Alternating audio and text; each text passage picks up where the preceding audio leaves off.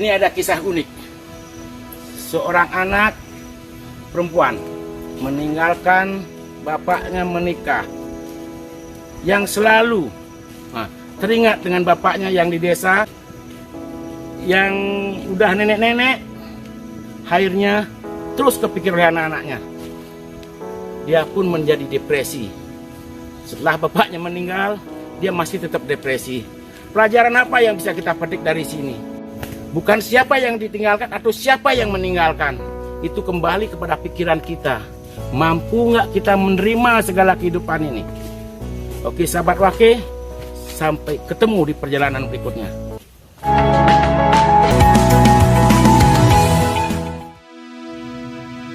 Terkadang tanpa kita sadari akan timbul berbagai macam perasaan setelah kita bertemu dengan sebuah kejadian. Kita bisa merasa sedih, bahagia, kecewa ataupun marah. Semua itu dikatakan wajar terjadi ketika kita rasakan. Namun sebaliknya, jika kita tidak pernah merasakan kepedulian termasuk pada hal yang memilukan, rasa peduli bisa tumbuh karena banyak hal. Kepekaan perasaan akan membuat kita berpikir mengenai tindakan yang kita lakukan. Apakah hanya sekedar bersimpati, atau kita akan berempati untuk berikan aksi? Banyak cerita yang kita telah lalui. Banyak orang yang ditinggalkan istri, ditinggalkan suami, menjadi depresi. Tapi kisah ini berbeda. Kita melihat bangunan tua yang sudah dipenuhi dengan lumut, terbengkalai seperti rumah tua tak berpenghuni.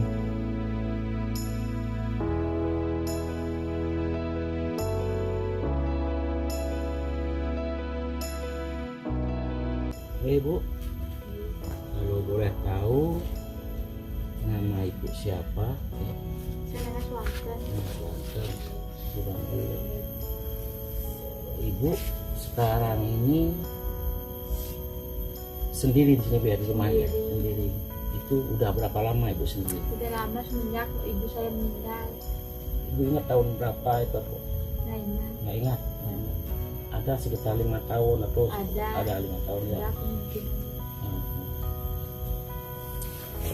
Nah kalau boleh tahu, Ibu pernah mengalami depresi, benar Bu ya? Benar. Itu sampai berapa lama Ibu mengalami depresi? Udah lama dari semenjak bapak saya ada, dari kecil. Dari kecil? Oh Ibu dari kecil udah mengalami depresi? Iya. Nah Ibu, apakah Ibu udah pernah menikah Ibu? Udah. Udah. Dari umur berapa Ibu menikah dulu Bu? Ada 18 tahun. Umur 18 tahun Ibu menikah. Alamat dulu suami gimana Bu?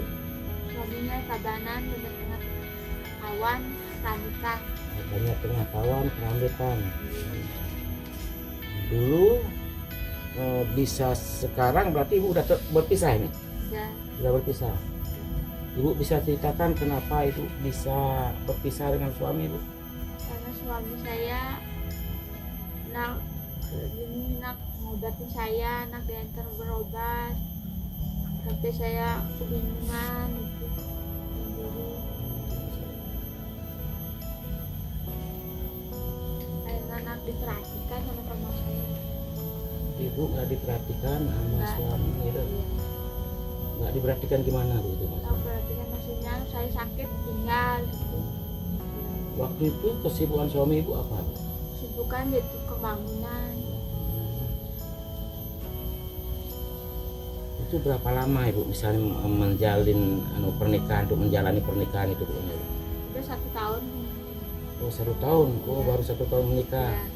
Berarti 1 tahun itu Ibu belum udah sampai ada keturunan di sana Bu? Belum. Baru setahun Ibu menikah, karena Ibu nggak merasa diperhatikan, Ibu tinggal pulang sendiri lagi itu. Ya. Berarti Ibu belum ada proses cerai, itu belum ada? Udah, saya udah dikasih saya, kalau kamu mau cari lain lagi boleh, gitu saya. Apa mungkin nggak karena ibu kecewa nih Bu, yang membuat ibu jadi sakit Bu? Enggak, Nah, saya mikirkan orang tua saya sakit, bapak saya sakit, lagi keadaan saya begini gitu. oh berarti yang membuat pikiran ibu menjadi apa? Nggak terkontrol atau bilang kita stres itu gara-gara orang tua ibu. Ibu sering mikirkan orang tua gitu. Ya, karena kasihan saya sama orang tua saya, kedua orang tua saya hidup bisa kesakitan, lara. Jadi itu yang buat ibu sakit jadinya juga ikutan ya. Ya, Mungkin Pak Jun bisa jelaskan sedikit atau tambahkan sedikit gimana Pak Jun? Oh begini, kalau sebenarnya kalau kita dari Yayasan ABSA ataupun komunitas lain sudah memang dari orang tuanya ibu ini seperti itu, kakek dan neneknya yang masih hanya kakek dan neneknya ada di sini. Yayasan ABSA ataupun komunitas lain banyak yang sudah kesini. Cuman karena ketemu dengan masih ibu dan mbak ini yang masih di sini, saat itu mbak ini dalam keadaan yang sangat depresi, yang mungkin pulang dari dipulangkan oleh suaminya ke sini seperti itu. Jadinya kita fasilitasi waktu itu bagaimana cara menguatkan mentalnya juga. Kita fasilitasi juga dengan ke rumah sakit jiwa seperti itu. Untuk sekarang masih dalam tahap pengobatan rutin dari rumah sakit jiwa seperti itu.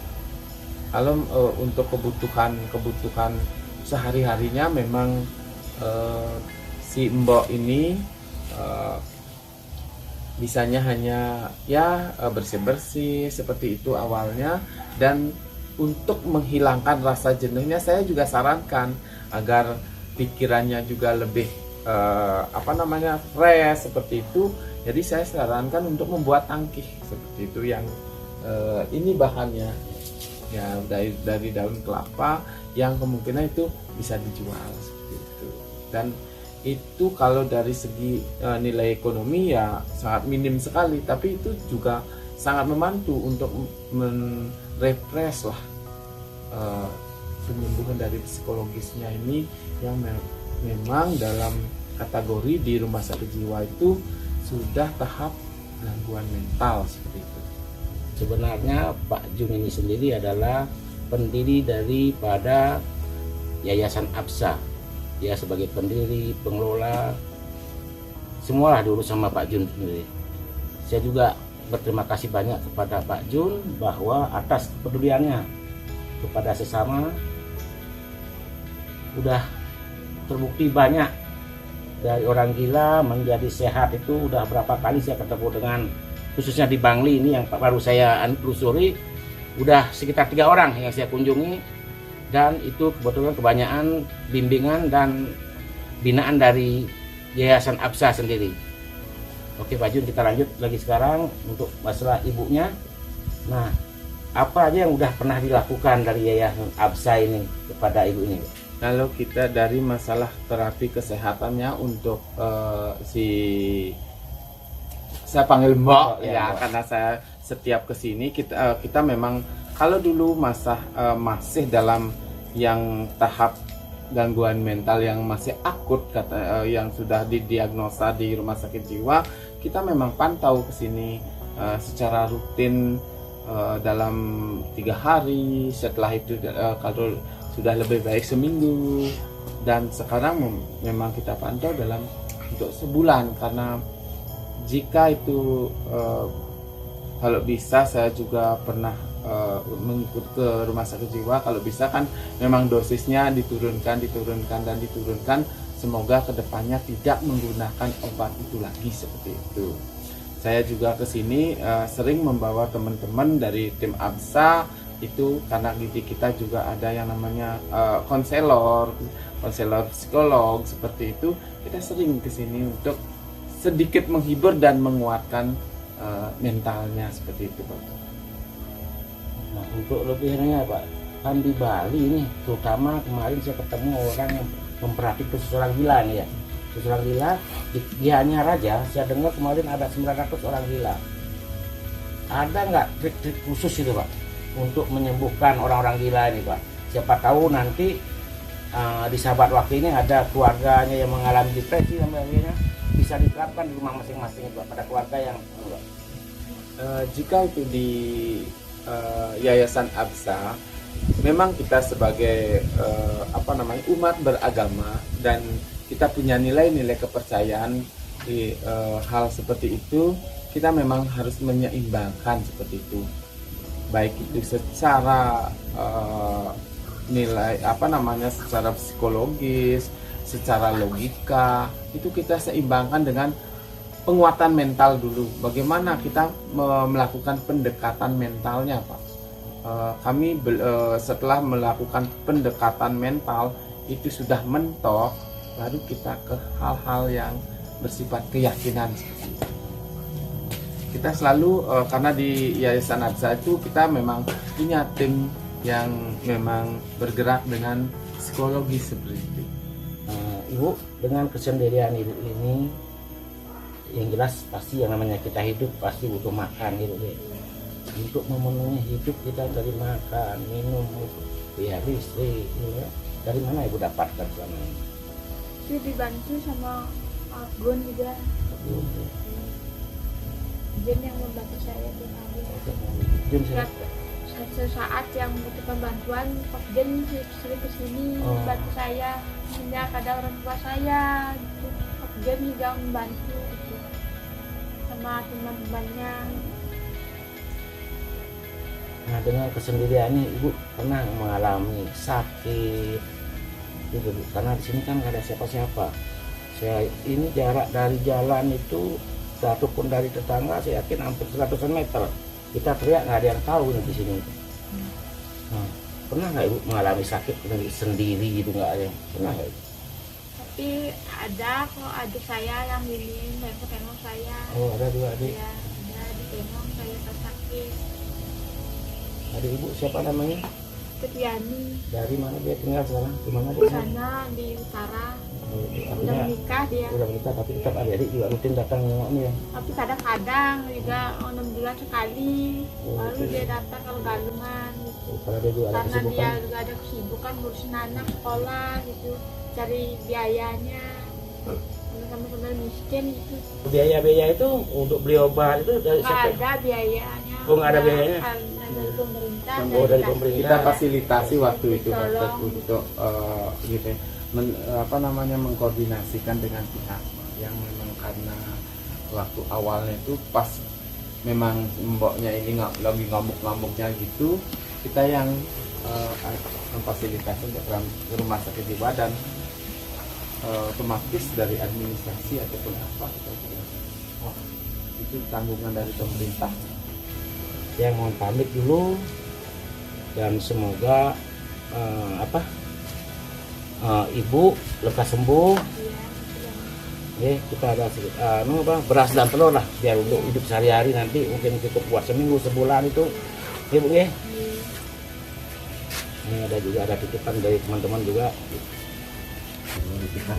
Ini.